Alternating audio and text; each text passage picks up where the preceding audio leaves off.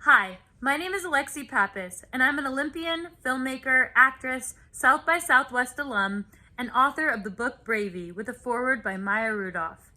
Bravey is about my journey to the Olympics and chasing my creative dreams after having lost my mom to suicide when I was 4 years old.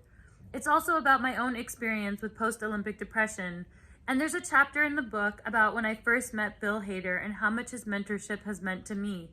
This conversation you're about to see between Bill and me is about finding mentors, grieving, and managing mental health in high pressure situations from Saturday Night Live to the Olympics. I hope you enjoy.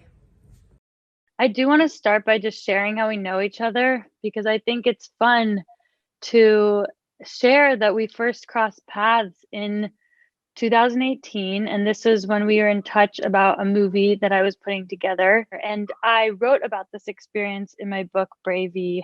Okay, I'm going to read a short part, which is this is a surreal feeling. So, okay, so, all right. I was in a heavily air-conditioned Airbnb in Scottsdale, Arizona when my phone rang. Hello, is this Alexi? Yes. This is Bill Hader. He said it like it was a question. Hi.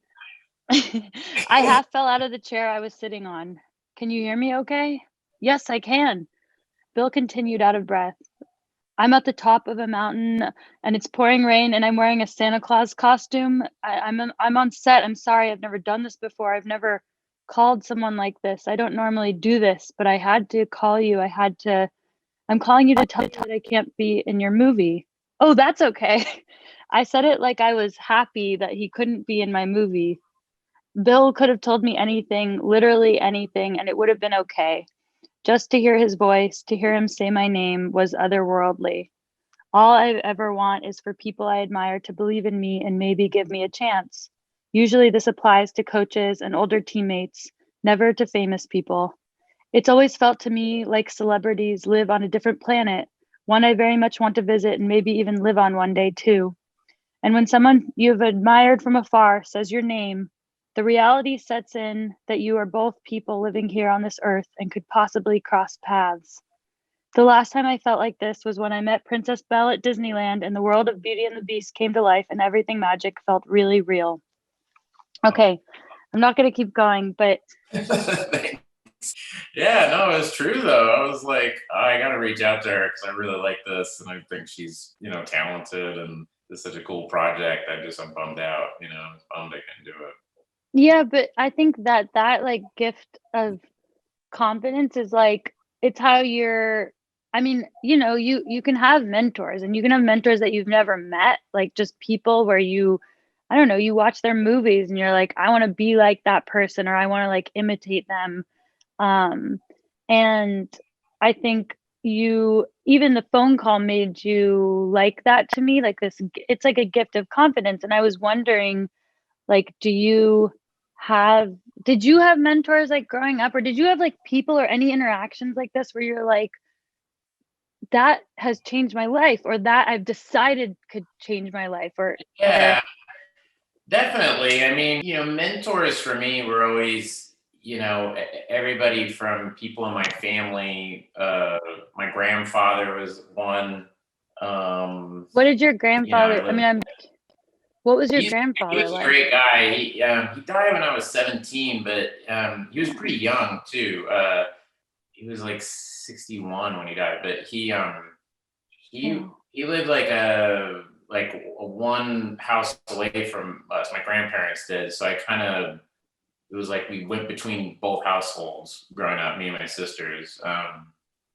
And he was just I just it was just again, it's kind of like it wasn't a specific thing he did. It was just the yeah. way that he held himself, and he was just very kind, and no matter what, there's just like no judgment.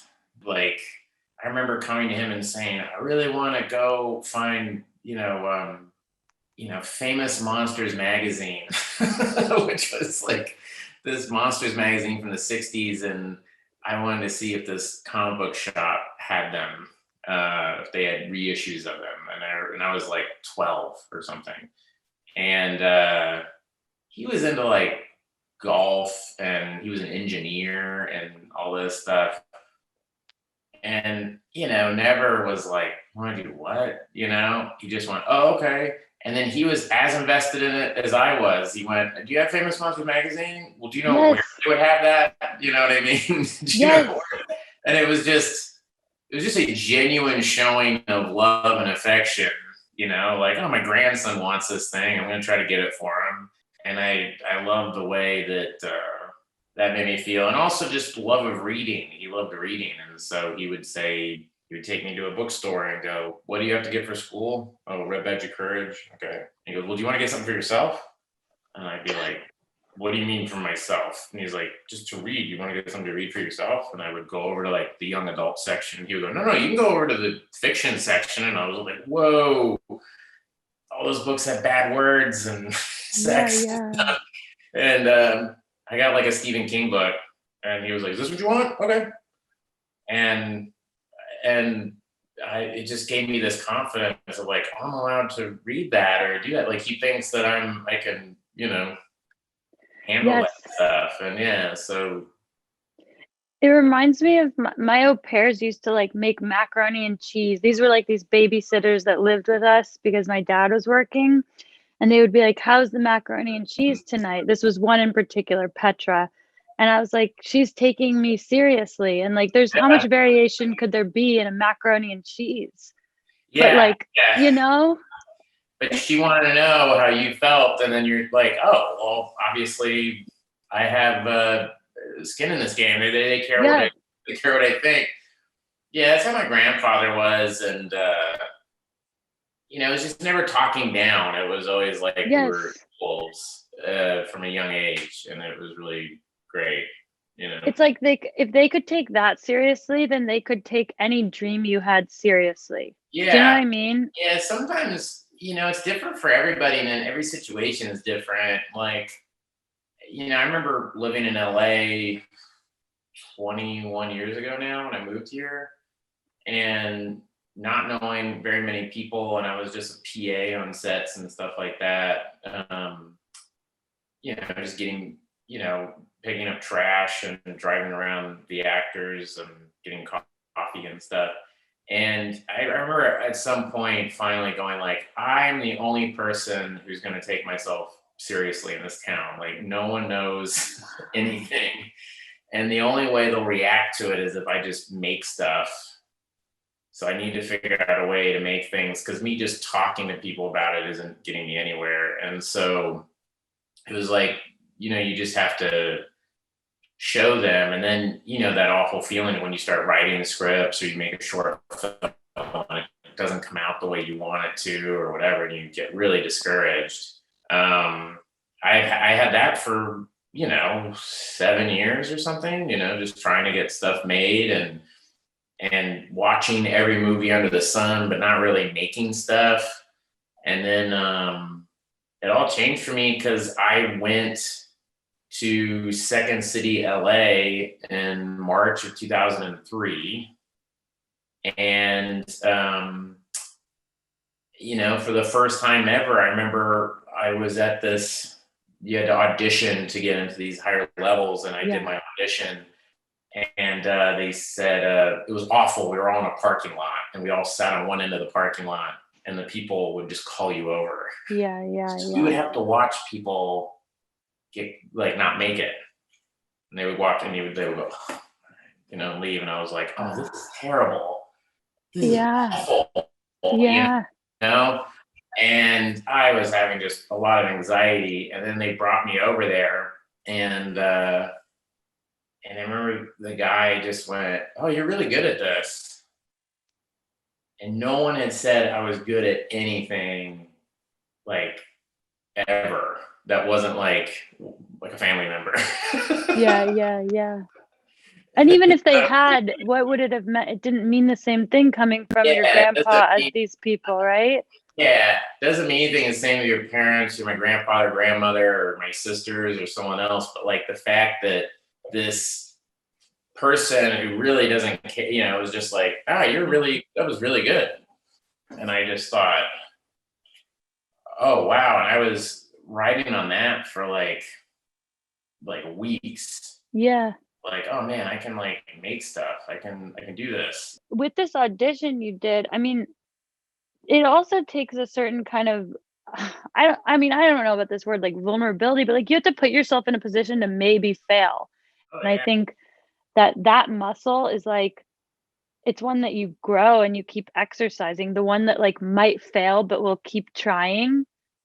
I mean, no better place can, you know, where you learn how to do that on a daily basis is Saturday Night Live. I mean, from Monday pitch meeting on, you're just in a position to look like an idiot, and you just Yep. keep doing it and doing it. And then like I remember when Barry came out, we got like some bad reviews, and oh, we got bad reviews, and I read them, and I was like, oh, this isn't that bad. I mean, they're not saying I'm Yes. like dead or something. And they're Yes. like, and I'm like, yeah, SNL, I got like death threats. But you get bad reviews, and you just kind of go like, oh, okay, like you move on, And then sometimes in those bad reviews, especially when I was on SNL, I mean, I would find things I agreed with, But on the most part of it, though, I don't really read that stuff, because you also just want it to be like, or not let it affect you too much. You just want to, because you want to have like your it's vulnerability, but it's also the thing I learned at SNL over time was confidence in your vision. Yeah. I don't know. This is what I want, and you guys, we don't have to disagree, or no one's right or wrong. We'll disagree, but it doesn't have to be right or wrong. It's just we see it differently, and like what I like isn't what you like, and that was the interesting thing about that show. Usually, when you do a show, it's like you're trying to find people with the same kind of general likes and dislikes and tone, and they kind of get the thing that you're doing. But at SNL, it was just so many people with different tastes and voices and stuff, and a lot of them were just completely different from each other. And so, by virtue of that, you had people doing sketches that other people didn't like, and vice versa, Yeah. things like that. But you had to just there was no like lack of respect for the people. You know what I mean? Yeah. Yeah. Well, it sounds like this energy that you're talking about, even going back to your grandpa, of like his energy was like an egoless son where you felt the raise like by being around him. And it just, you probably still feel it today because you're still talking about it, you Feel like know? he had a big influence on my life in that sense of like, like it doesn't matter. And It's especially not me. his Yeah. life, he got cancer, and at Oh, the end of his life, he was just kind of like, no, woe is me, no anything. Just kind of like, oh, this is what it is, man. And yeah. like it was really beautiful.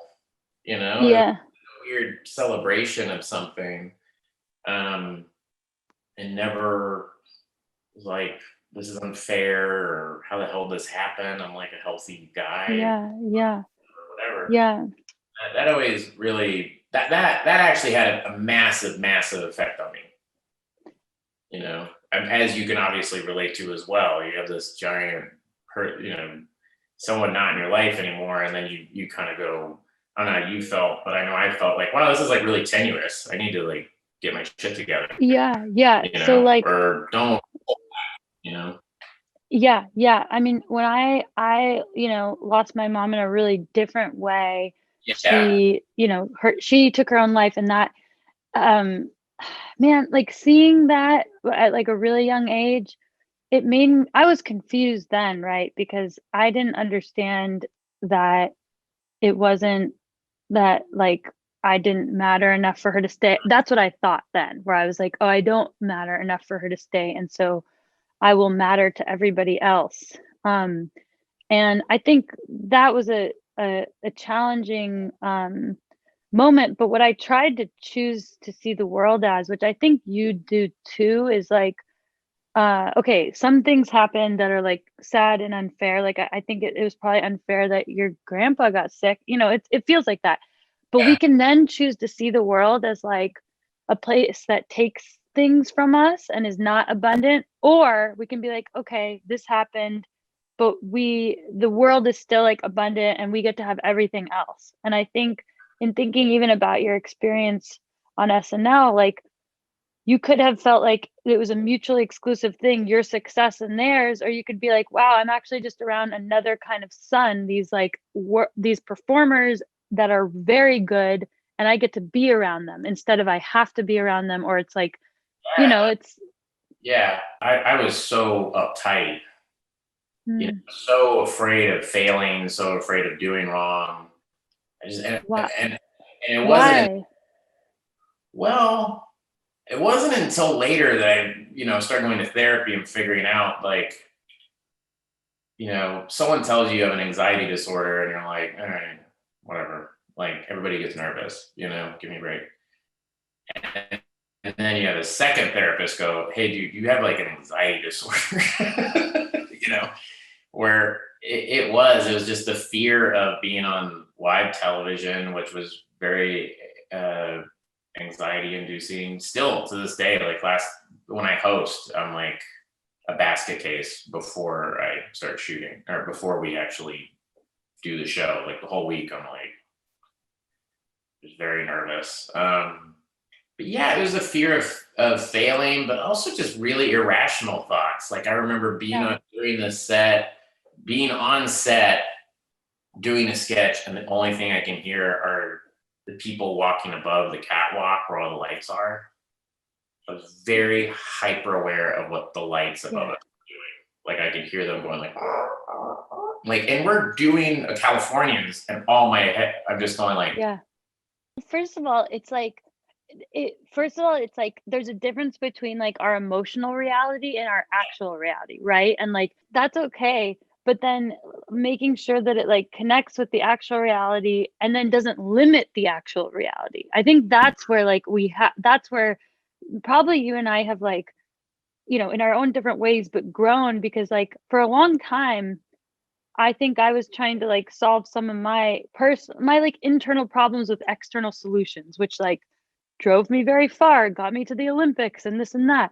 But eventually it will limit us. All of us have these anxieties. And if we truly play out, this is something I think it's like I have a sports psychologist that I work with. And whenever I have an anxiety like that, they ask me, what's the worst part about this? And like, what's the worst part about that? And usually it gets to like a core fear or whatever. And usually when you play it out, it's not that bad. Like even when we think about trying something new and we're like, I'm nervous, blah, blah, blah. It's like, but what's the worst part? That they say no, that they reject you? The biggest life changer for me when I like had a post-Olympic depression was like to realize this isn't like it's an injury to my brain. It can heal. Like it doesn't need to be this like I can like nail this down, get on a program and take care of it. And I think that all we ever want is to like have feel safe taking care of things. And, I've seen your advocacy for mental health. And I think that it makes a huge difference because people just need to feel permission to like take care of the things they need to take care of and not feel so crazy for feeling crazy, right? It took me a long time to just accept that you have like a mental problem, and I would think like, oh, I just get nervous or I worry a lot. And so, therapy, and I'll admit it, like medication has helped me a lot, like just being able to try to like calm down, but also like very simple things like, I was 40 when someone was like, hey, like caffeine makes your anxiety worse. I was like, what? Right. And then I cut down on caffeine and I was like, oh, okay. So that was an issue. I was drinking coffee before every SNL episode. I was out of my mind. Right. And then when you learn these things, you can retroactively be a little bit more compassionate towards your yesterday self. Like, this is a thing that I am, and I know what's useful for me to address it now, and I'm going to do it. It's like, it's almost like, it's almost like if someone, I don't know, like pees in their pants and then they accept it. They're like, I've peed in my pants. No one can point at you and be like, but you peed in your pants. And you're like, I know I peed in my pants. That's not good. I own it. I own it. Owning your, yeah, but it's just saying that you have like a issue and not apologizing for it, you know. Well, it's just having some objectivity, but it's not to discount like, look, I feel like I'm doing really well in life and I'm happy, but I also like, you know, have a mental illness. You know, it's like I have a problem, you know, it's It's learning real. going, okay, so this isn't a brain tumor. I, you know, I was just exhausted and this is anxiety. And the minute you can go, oh, that's anxiety, and anxiety is my friend. So don't push it away, because when I push it away, it makes it worse. So, you know, it's a faulty alarm in your body, you know? It's like your body constantly feels like it's under attack, you know? Yeah. And so when people on SNL are like, oh, you used to break all the time, I'm like, that's anxiety because I'm like this. So all it took was someone going, and I would just like fall apart. Yeah. I was just like, oh my God, this is, you know, this is terrible. Why? That was what I would be saying to myself before I went on SNL almost all the time. I'd be But going, why did I agree to this? right. But now you're calling it your friend. And I think that's cool because it means that, like, at its core, your body is probably rooting for you. And it's like, it's giving you these false alarms because it is like, it's like a child that's like, are we okay? Are we okay? And like, it's just waiting for you to be like, yeah, we're cool. Like, I see you. You just kind of Yeah. say, all right. So there you are. Cool. And just know that it comes. But the best thing is that it also goes. Yes, how you feel right now is not how you will feel forever. If it was like actually a broken leg or like a sprained ankle, no one would look at you and be like, fix this tomorrow. Like they would understand that it's real. It's just that you don't wear a cast over your head. And Yeah. so, right? And so sometimes it's the most disorienting thing is when you feel like the way the world sees you and the way you see yourself are at odds. That's Yeah. like the most, you know. Well, that's the thing. Everyone's always like, "Oh, you're so giggly on talk shows and you laugh so much." And I'm like, "That's what I do when I'm really nervous." Like, I was on Stephen Colbert and I'm laughing the entire time super hard, and it's because I'm terrified. I'm so nervous. You know, I'm like, you know, you're going in front of an audience. Like, I get so nervous. You know, and then some Yeah. days I do it and I'm totally fine. But that day, I don't know what, I was fine. And then the minute I got on my mark before I went out there, anxiety just was like crawling on my face. And I was like, oh my God, all right, there you are. All right, let's go out and just laugh a bunch. Who fucking cares? Your Yeah. laugh is really, really great. And I think the more that you're talking about it, the more that you're allowing it to be that the way the world sees you is more like it's like finding a little bit more of a middle ground because you're more and more honest about your Yeah, own life. yourself. It's like I think before you would want to try to not be that way and try to like control Yeah. it.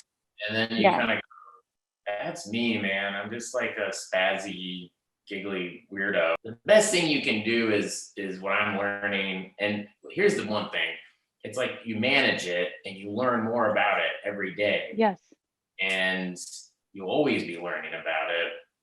And each time you kind of get a better handle on it, you know?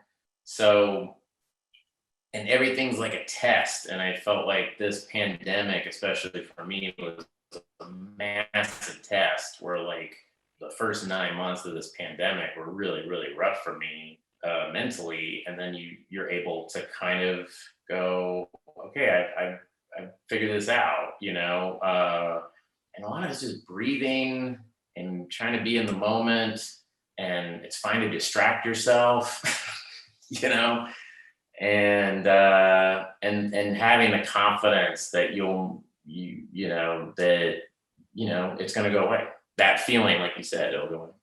Okay, well, I want to thank you, Bill, and I just your like mentorship to me, which I think I've wholeheartedly like labeled and adopted myself into this bill tradition, but it's you're like a son to me. You are like, I mean, a son meaning S-U-N, not S-O-N. Yeah, right, okay. You're like a child to me. I was like, no, that's cool. That's cool. Whatever you want to do. Like, Yeah. Things got weird at the end.